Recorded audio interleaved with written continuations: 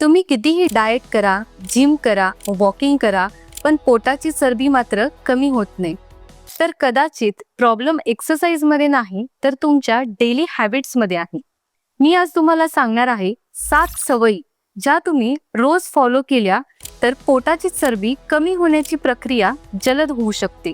आणि शेवटची सवय अशी आहे जी बहुतेक लोक पूर्णपणे इग्नोर करतात. पोटाची चरबी वाढण्याचं सर्वात मोठं कारण म्हणजे जास्त गोड खाणं. Soft drinks, sweets, bakery items यामध्ये जास्त शुगर असते.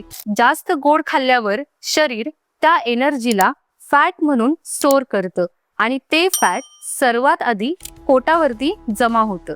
म्हणून गोड खाणं कमी करणं ही बेली फॅट कमी करण्याची पहिली सवय आहे. बेली फॅट कमी करण्यासाठी रोज 30 मिनिट वॉकिंग केलं तरीही कॅलरीज बर्न होतात. वॉकिंगमुळे मेटाबॉलिझम इम्प्रूव्ह होतो, डायजेशन सुधारतं, फॅट बर्निंग प्रोसेस सुरू होते. कन्सिस्टन्सी ठेवली तर हळूहळू पोटाची चरबी कमी होऊ लागते. प्रोटीन हा वेट लॉस साठी खूप महत्वाचा न्यूट्रिएंट आहे. प्रोटीनमुळे जास्त वेळ पोट भरल्यासारखं वाटतं, क्रेविंग्स कमी होतात, मसल मास टिकून राहतो. प्रोटीनसाठी तुम्ही खाऊ शकता अंडी, डाळी, पनीर, नट्स, प्रोटीन शेक्स. हे फूड्स तुम्हाला बेली फॅट कमी करण्यासाठी मदत करू शकतात. कमी झोप घेतल्याने शरीरात स्ट्रेस हार्मोन कॉर्टिसॉल वाढतो. म्हणून दररोज 7 ते 8 तासांची झोप घेणं खूप महत्वाचं आहे. झोप चांगली असेल तर वेट लॉस प्रोसेस ही चांगली होते. अनेक वेळा आपल्याला वाटतं की भूक लागली आहे, पण खरं तर शरीराला पाणी हवं असतं.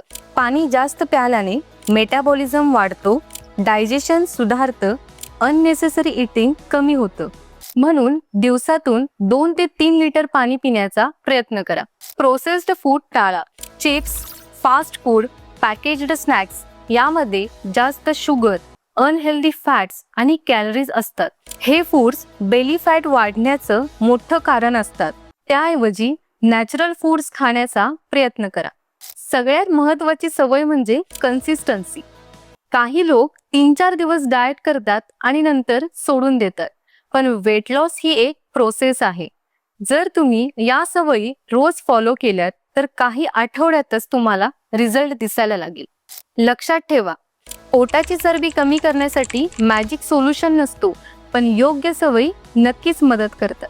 अशाच हेल्थ आणि वेलनेस टिप्ससाठी माझ्या चॅनलला सबस्क्राईब करा आणि व्हिडिओ शेअर करायला विसरू नका.